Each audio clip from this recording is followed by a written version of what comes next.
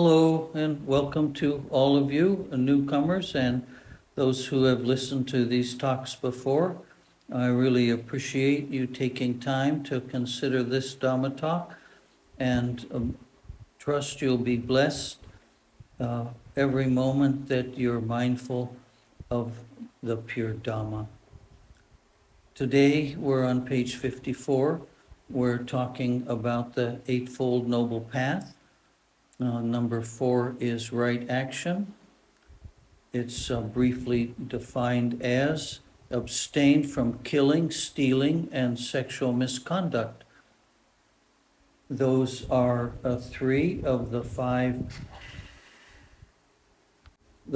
vows that we take. The other 2 being right speech and abstaining from intoxicants. This abstaining from killing, it doesn't give a definition.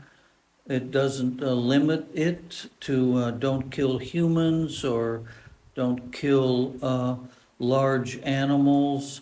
It says abstain from killing. Many Buddhists interpret that as don't kill even the smallest living thing intentionally. We can't drive a car without killing insects. We can't walk on the ground without killing something inadvertently. That's not what it's talking about. It may actually be impossible to live a life without killing living beings. Now remember, in this tradition, living beings are considered or called sentient beings. They do not include plants, trees, shrubs, bushes, or inanimate objects like rocks or oceans or bodies of water, etc. So it's quite challenging when we have our house invaded with sugar ants or bed bugs or something else. We just do the best we can. We're mindful of our intention, and our intention is what determines our karma. However, it's easy to lie to oneself. So in the beginning, sometimes we just have to be very strict, and over time see what lifestyle is most suitable and appropriate to our practice. Stealing and sexual misconduct have been well defined. Practice generosity, virtue, and loving kindness. So this is a nice positive statement. The first is don't do this, and the next statement is instead, please do this. Generosity is the first of 10 personality characteristics that include virtue that we're endeavoring to develop and strengthen and polish is part of our Dhamma practice. There are so many ways to be generous without which do not include money. Practice meditation and mindfulness and correct actions of body and speech. We've talked about that as Satipatthana, this practice of Satipatthana. In any case, we're not going to be successful so far as this tradition, the forest monk tradition, is concerned without strengthening our meditation practice, our focusing of our mind, our attention on a single object until we're quite skillful and able to do it for longer periods of time, and then use that sharp attention, that sharp concentration to investigate Dhamma and its relation to the way we are thinking, speaking, and acting in our daily life. And once we get up from the cushion, we practice mindfulness, constant conscious awareness with clear comprehension throughout the day until we fall asleep at night. So mindfulness and sitting meditation are two forms of concentration, and one is when we withdraw from the world and onto the cushion, and the other is when we're engaged in the world. Number 5 of the Eightfold Path is right livelihood. It says abandon dishonest livelihoods. I follow the news feeds on my cell phone, and it seems that a lot of people are getting into trouble. I guess they always have been, especially around the issues of money. There's a great deal of dishonesty in that financial market area, but that's nothing new. Our job is to look carefully at how we are behaving and in our workplace, whether we are self-employed or employed by others, how strictly honest and righteous and dependable, trustworthy are we in the way we practice our livelihood. Cheating or swindling, there's certainly all kinds of ways to do that, using legalized means like the stock market or anything for sale in the marketplace. Dealing in weapons, dealing in meats, so they are telling us not to be a butcher. And if we're a clerk in a store where meat is sold, these are decisions only each of us can make individually. Dealing in intoxicants, and that includes all the legal and illegal drugs that are found in the marketplace, and poisons. Obviously, poisons have one purpose, and that's to kill living beings. Trading in living beings, that includes the pet market, as far as I can tell, including slaves or prostitution. Apparently, there's a market, always has been, but a vicious underground market of enslaving children and people from other cultures to in getting them into the country and then not paying them properly, and just generally keeping them as slaves, even in this 21st century. And anything that harms oneself or others. So that's pretty broad.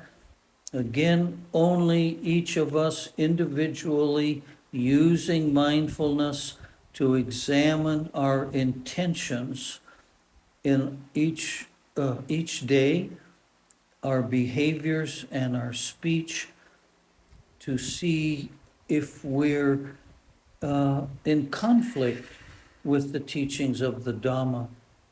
And when we see we are, thinking of ways that we can come out of that conflict and live a more spiritual or a more holy or a more perfect life, one more in harmony with Lord Buddha's teachings.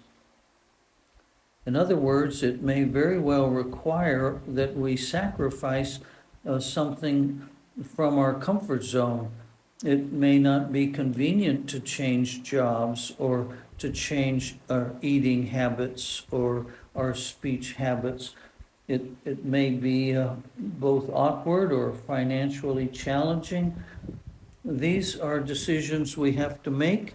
We have to decide which path we're most devoted to, the one that we've had in the secular world, or whether we're trying to transition into another world altogether different, than the values of the secular world. So the next sentence is, these three constitute the virtue portion of the Eightfold Path. We mentioned the Eightfold Path has been divided into three groupings, and this is the second grouping. The first grouping was right view and right understanding, and this grouping of three, which is numbers 3, 4, and 5 of the Eightfold Path, constitute the virtue portion. It says, leaving home, I gave up all unwholesome words and deeds. Pure was my livelihood. This is reference to monks who leave the secular life and live a life as a monk or nun.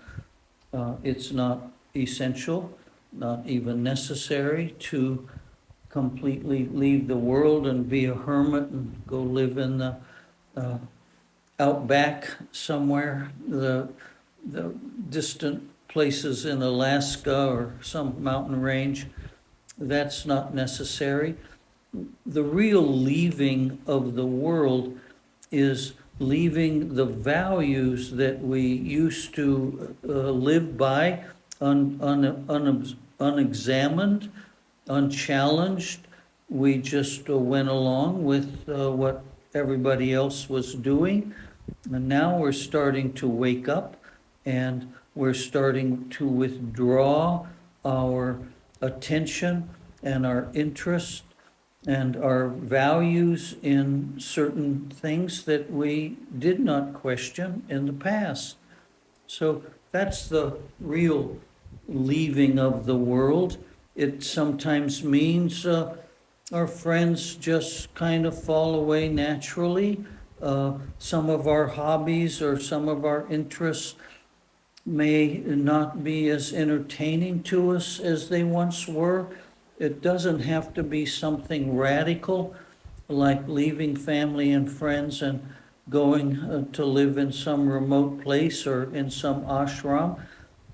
It can simply be, or I shouldn't maybe use the word simple, but it can mean just internally examining oneself more and more deeply, and from that examination, it will flow naturally to just change certain habits, both mental, verbal, and certain activities that we once found entertaining and no longer do. Number 6 of the Eightfold Path is right effort, and that was covered on page 50, the Samapadana, which was covered there, and I'm not going to rehearse it. Please check page 50 if you haven't listened to that Dhamma talk, or if you just want to review it by reading it in the book. As you know, this book is a free download available as an ebook on this channel. Number 7 is right mindfulness. That's also on page 50 in the Satipatthana Sutta. It means that we are ardent, alert, and ever mindful, putting aside greed, hatred, and delusion. Greed, hatred, and delusion in the Pali language are loha, dosa, and moha. And greed, it sounds like such a offensive attitude or behavior, and we often may not think of ourselves as greedy. And that's always in comparison to somebody else.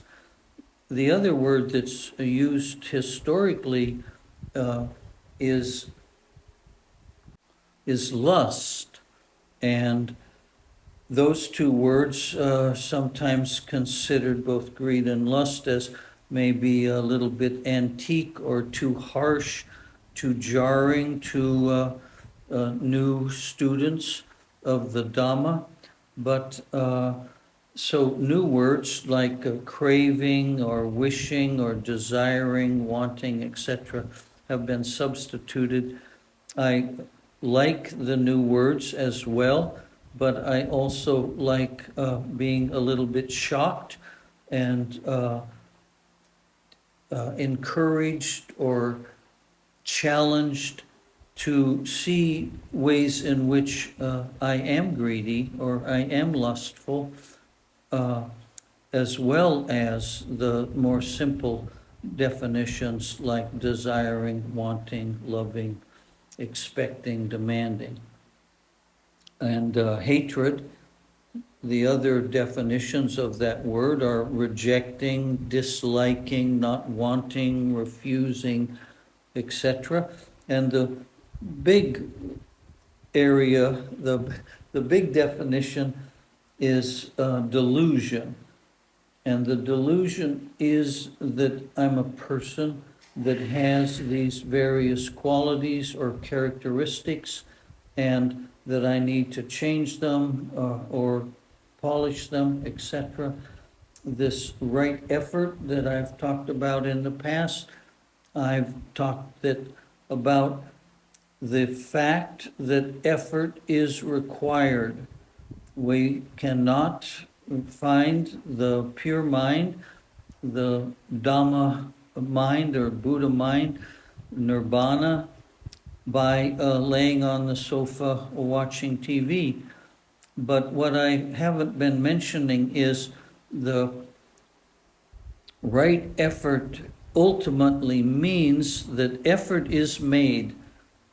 We do sit in meditation, we do practice mindfulness, but increasingly with the sense that this is happening, but there's no I in it. Yes, effort is being made, but it's not being made by a person.